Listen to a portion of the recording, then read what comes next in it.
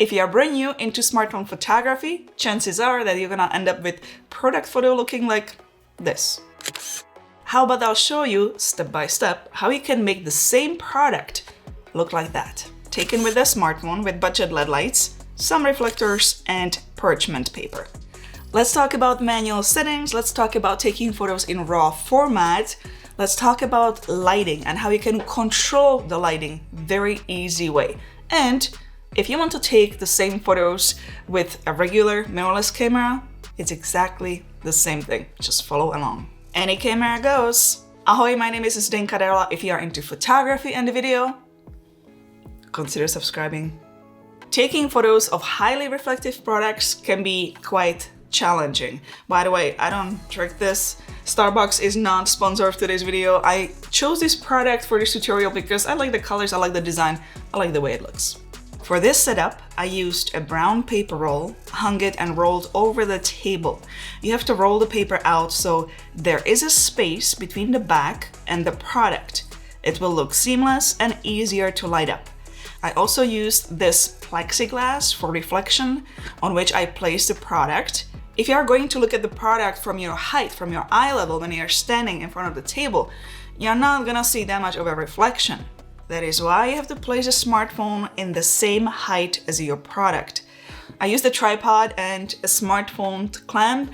By the way, all the stuff I'm using in today's video is listed below the video in a video description.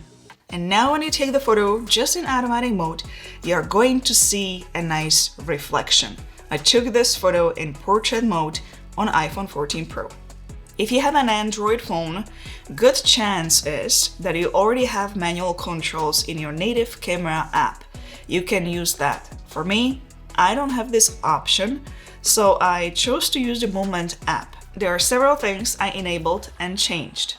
I went to settings and enabled grid lines to have the product perfectly placed in the center, making sure all the lines are straight. I chose this type of grid as I get those lines just along the sides of the can. I enabled RAW format. RAW format holds a lot more data than JPEG, so you get a lot more freedom when you need to edit the photo. I also enabled a timer for 3 seconds to get rid of any shake I would create by pressing the shutter button. I also selected just a default 2x telephoto lens. And when it comes to manual settings, I'll show you that a little bit later. Now it's time to talk about the lights. Normally in photography, you would be using flashlights to get the strongest light in so you can keep very low ISO. In today's video, I'm gonna be using RGB LED lights for 2 reasons. One reason is that the majority of you might already have RGB lights if you do video with smartphones. And the second reason is that I have an eye condition, so I'm not allowed to work with flashes anymore. That's it. I've got many of those LED lights here. I collected them over the last 4 years. What I did first was to block my window from getting any light in. I want to see exactly where my lights are going. I chose this long strip light and I put it at 100% strength. I selected 5400 Kelvin, which is daytime light, and I placed it to the side. And now it's time to set the manual settings. I selected shutter speed 1/48 and ISO 160. I was looking at the histogram at the corner to have it sort of in the middle. I was mainly looking at the image, making sure the highlights are not too bright, too overblown. I was micro-adjusting the settings here and there throughout the shoot. I also selected white balance to reflect what I see in front of me. I wanted the same colors. I think it was around 5600 Kelvin. What I do, I just scroll, look at the product, and compare the colors and keep moving until you see very similar look. I took the shot, and as you can see, there is this very harsh light, a strip light. This is what you don't want. You want to soften the light. You want to create a gradient. It also covers too many of the letters in the double word, so you cannot see it. This needs to be readable. I could move the light more to the side to make the word double more visible, but still it's going to be very harsh and the other side will be completely dark. As this light doesn't have a softbox, I just grabbed a parchment paper. While Christmas just passed, I was baking lots, so I got some leftovers. I literally used 2 layers of the paper to soften the light. Now, the light looked a bit softer, but still it wasn't it. So I grabbed an old diffuser I have and placed it between the light and the product. And I took a shot. Now you can see how the light created this nice gradual reflection. So this is before just the light alone, and this is with the paper and diffuser. You can even use a bed sheet, anything white see-through. The other side of the can is still very dark though. There are 2 things you need to remember. If you want to block off the light, you will use blackboard. If you want to add light, you will use whiteboard. And that is exactly what I did. I grabbed whiteboard, which I bought in a craft store, and placed it on the other side to reflect the light on the can. The closer you move the board, the stronger reflection you are going to get. Now the other side is nicely lit. I grabbed another RGB light, the smallest one I had. I lowered the strength to only 10%. I wish I could go even lower, but it still worked.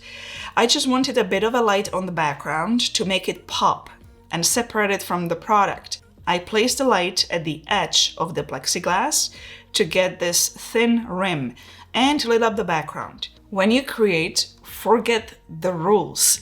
Forget the distance, forget the inches, feet, and all that. Use your eyes, your visual, and look at it. Evaluate what you like and what you don't like. There are no rules, just focus, just imagination. Play with the lights. Move them backwards, move them forward, make it lighter, make it stronger. See what it does. All right, back to finishing the project. The light, which I was using, it's over there right now, was small enough to hide it behind the can. But when I took photos, I had to really look closely if it was not showing up somewhere.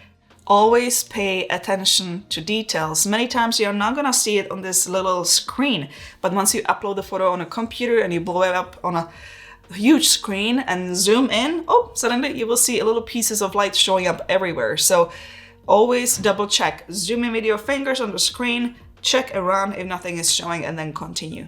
I was happy with the way the sides and background looked, but the front of the can was still too dark for me.